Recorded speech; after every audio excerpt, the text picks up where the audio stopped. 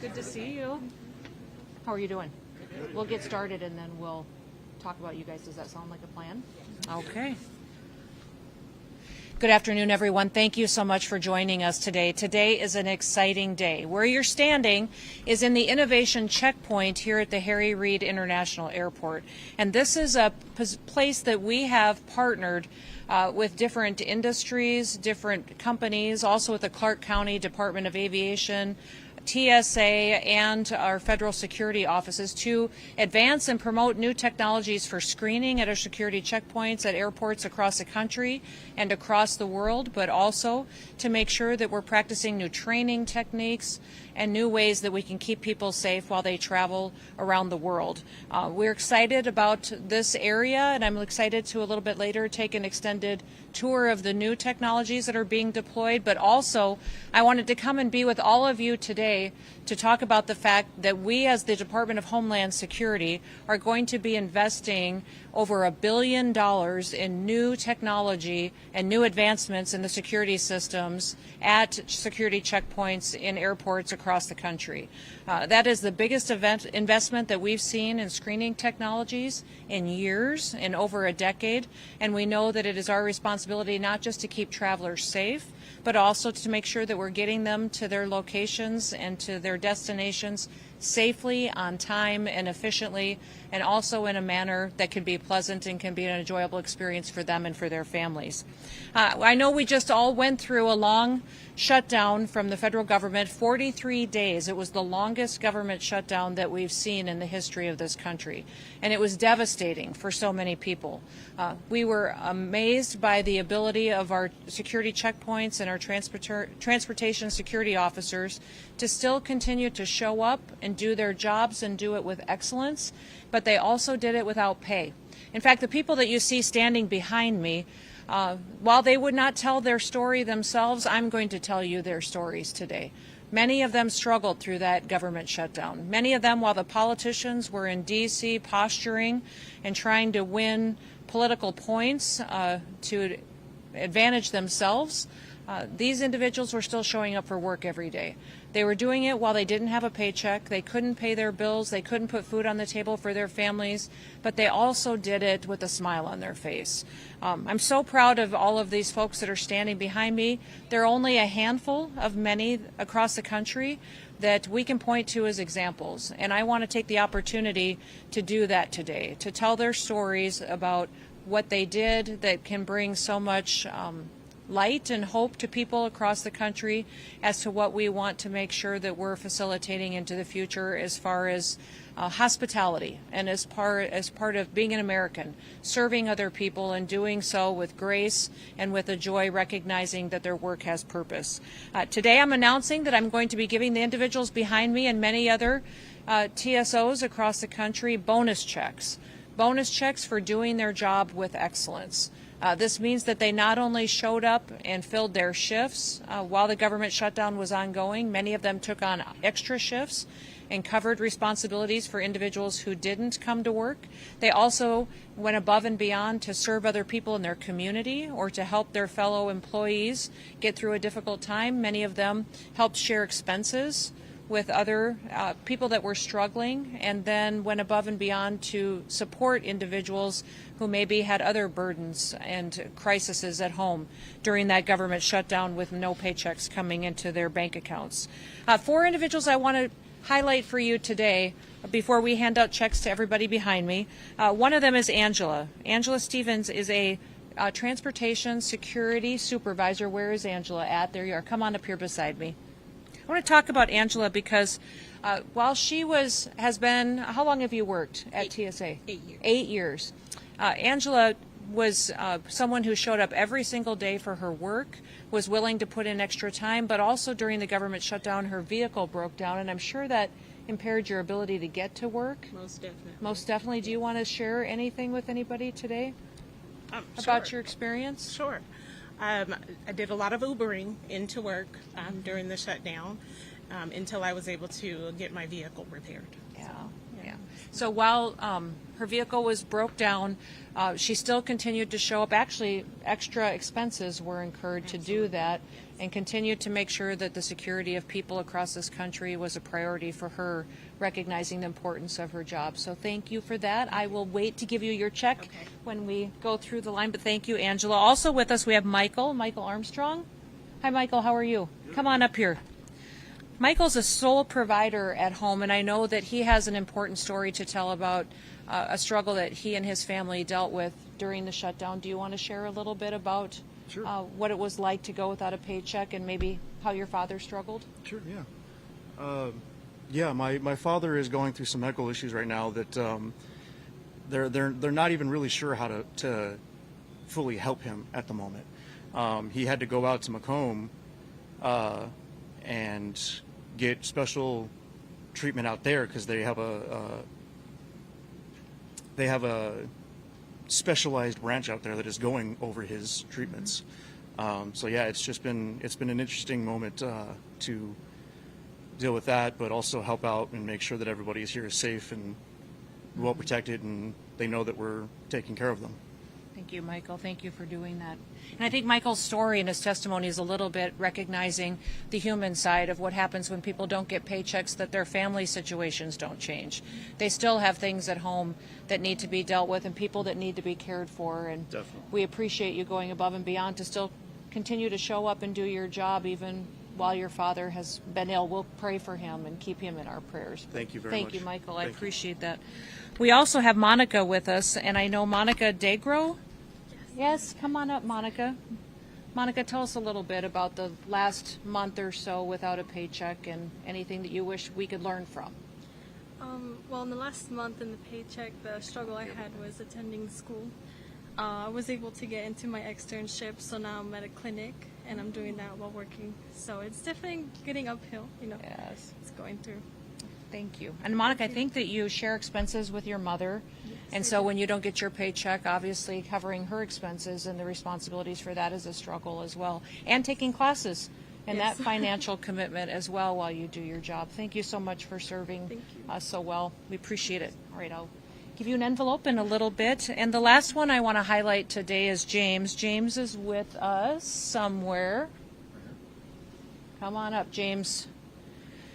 James, tell us a little bit about yourself and your family, and then I want to point out something special about your situation. I've been with TSA for 4 years. I was a business owner before this for 15 years, and just decided to make a switch, and it's been a different challenge. Going through the shutdown, this was the first one I had to go through, and it was rough. It was I went through my savings account and racked up some expenses.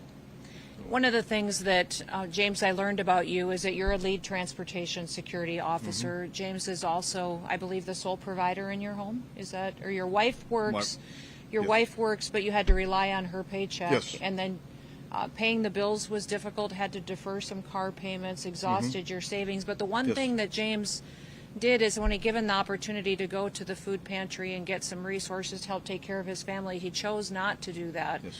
Instead, he chose to leave those resources there for other people that he felt might be in more need than him, and make sure he did that and figured out a different way to care for his family. And that's correct. constant, even though at the time of trying to make ends meet at home, he was thinking about other people. And I appreciate your sacrifice, and I also appreciate your service to Thank you. keeping people safe while they travel. Thank you. So thank you, very James. much. I appreciate it. that. Thank you. You know, Booker T. Washington had a quote and said something at one time that I think exemplifies what it means to serve people and what it means to step up in a time like we just saw during this last government shutdown and continue to do your job and to take care of other people. What he said is, those who are the happiest are those who do the most for other people. And I would say that from everybody that I've visited with that works within TSA and these TSOs, as I traveled across the country and recognized them for their service and given them bonus checks that they can help meet their families' needs, that they are happy.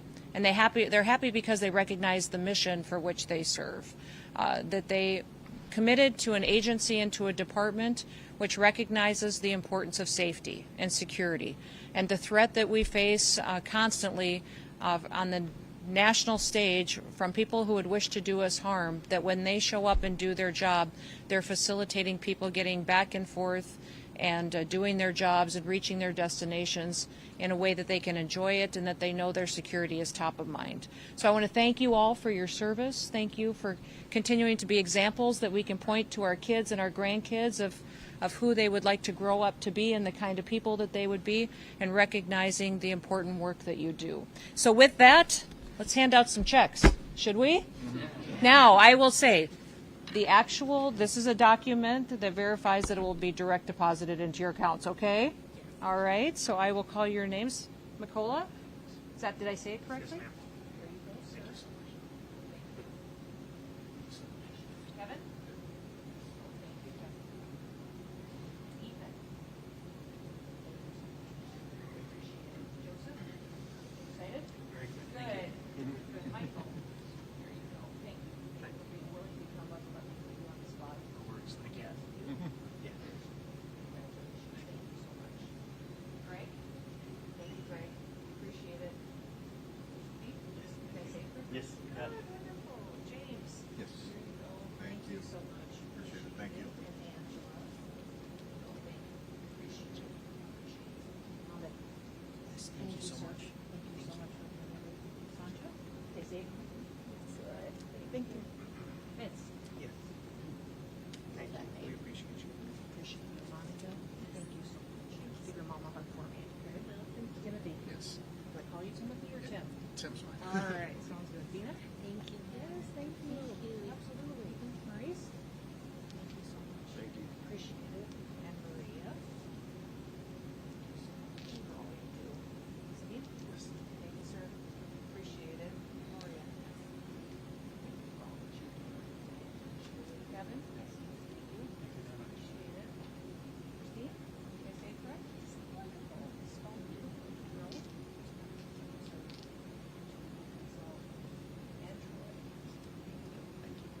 much. And you? Thank you. Appreciate it, Christopher. Thank you, sir. Thank you.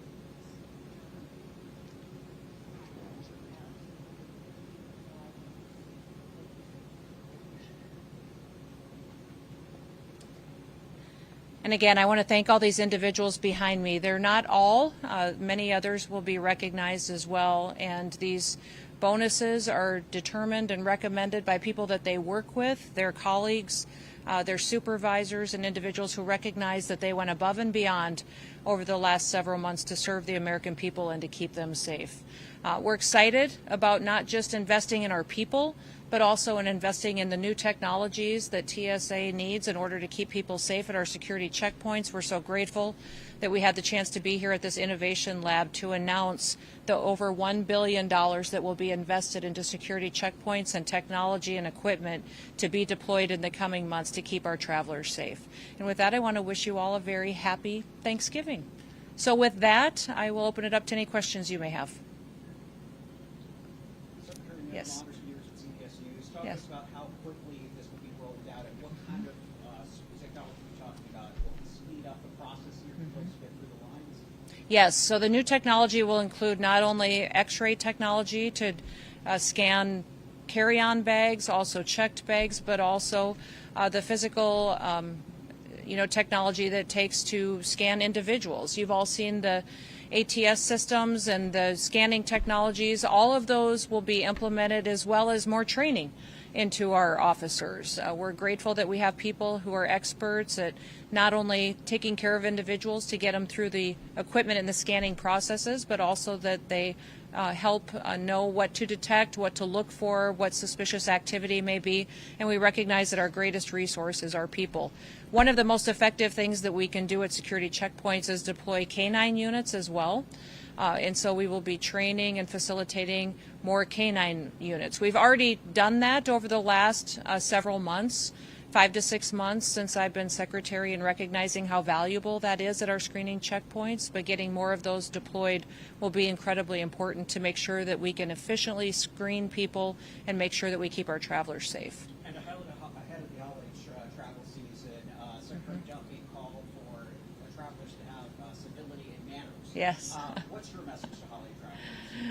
Well, absolutely. I think that is what's wonderful about the holidays is it reminds us what our purpose is and what we're celebrating, and that's loving people and relationships. And we have been focused at TSA on training on hospitality as well, not just facilitating individuals getting through security checkpoints, but how to help people that may be stressed in that type of a situation, people who may be nervous flyers, how we can help them cope with that situation, anyone who may be having a mental health struggle. All of those are situations which our security officers face every single day, is helping individuals feel much more comfortable while we make sure that we're also getting them screened into their flights on time. Yes.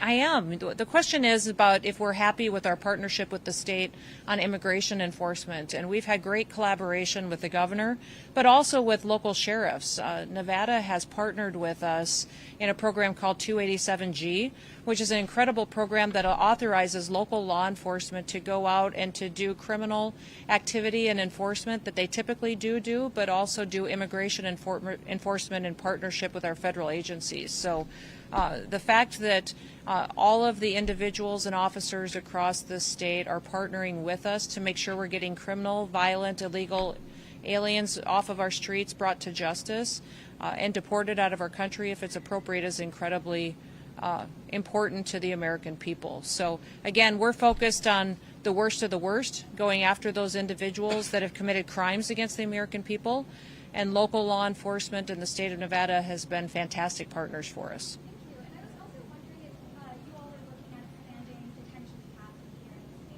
You know, we're always looking for more opportunities to partner with the facilities that are in a local area, in a city or in the state.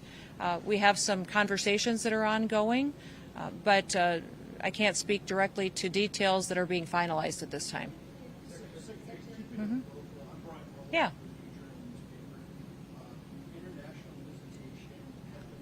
Mm-hmm.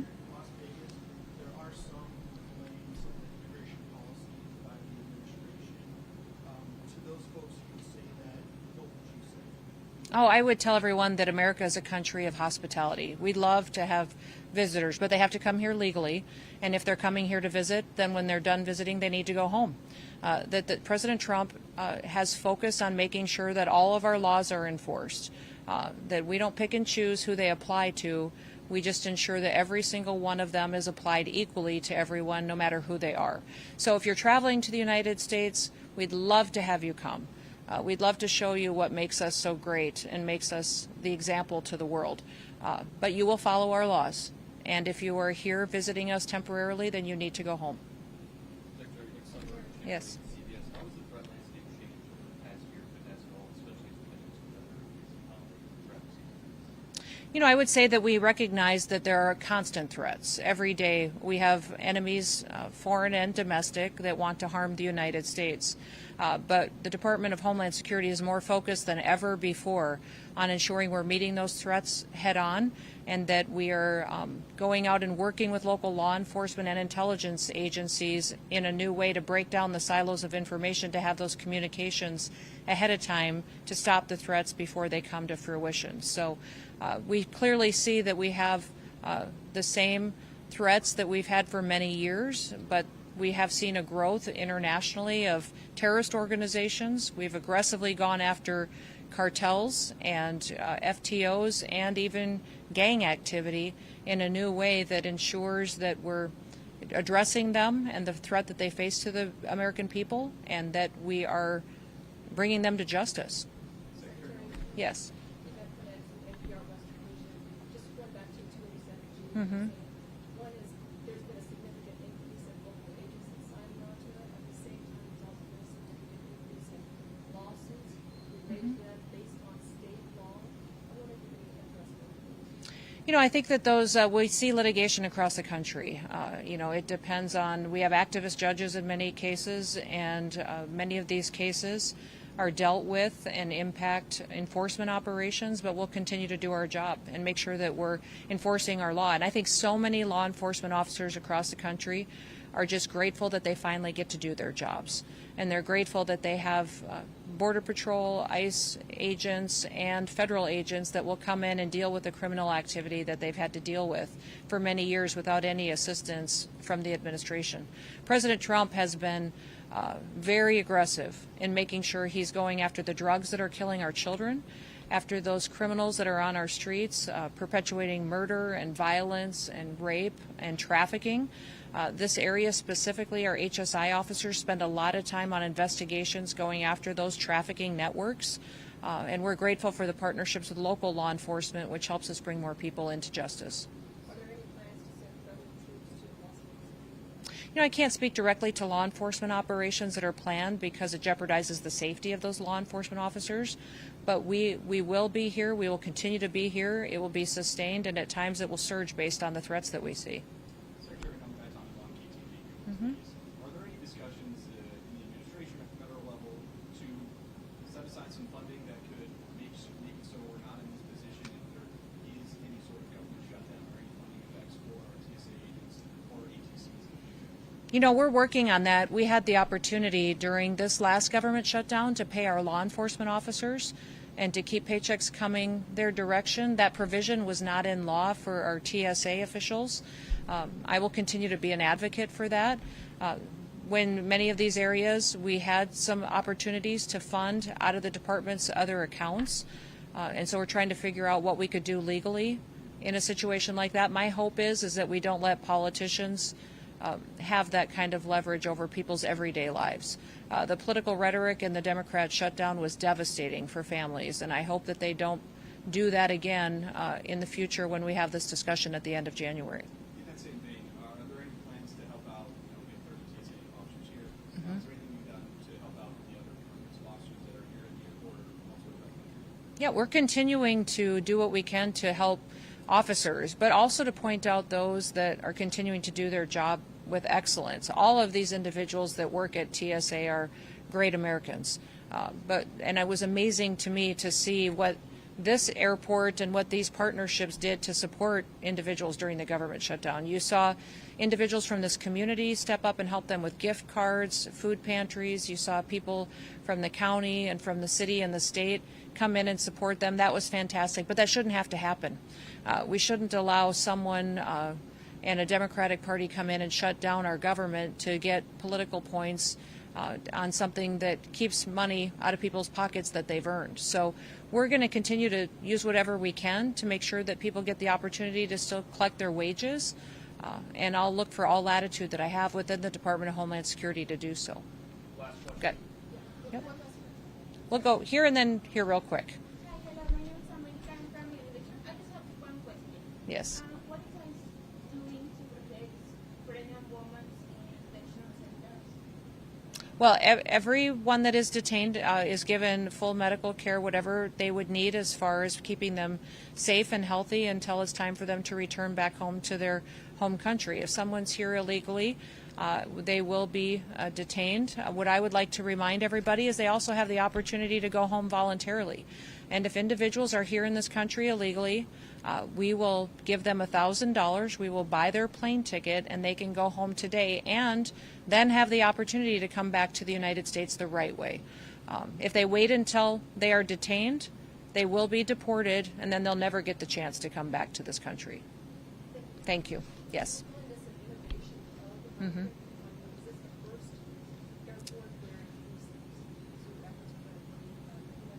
Yes, this airport is a wonderful facility for us to test new technology, and this security checkpoint right here is called our Innovation Center, which means this is where we typically deploy new technologies, new screening processes, new x-ray systems to see as to their efficacy, to how they work as far as detecting new threats or giving us higher rates of detection, and then where we can train individuals as well. So this is one of our premier locations for advancing that kind of investment into our security operations, and we're hoping that we can continue to expand on it.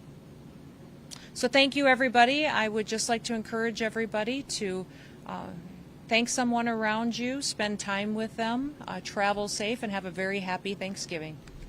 Thank you. Thank you, everybody. Thank you. We have a long time, didn't we? Thank you. You all get to go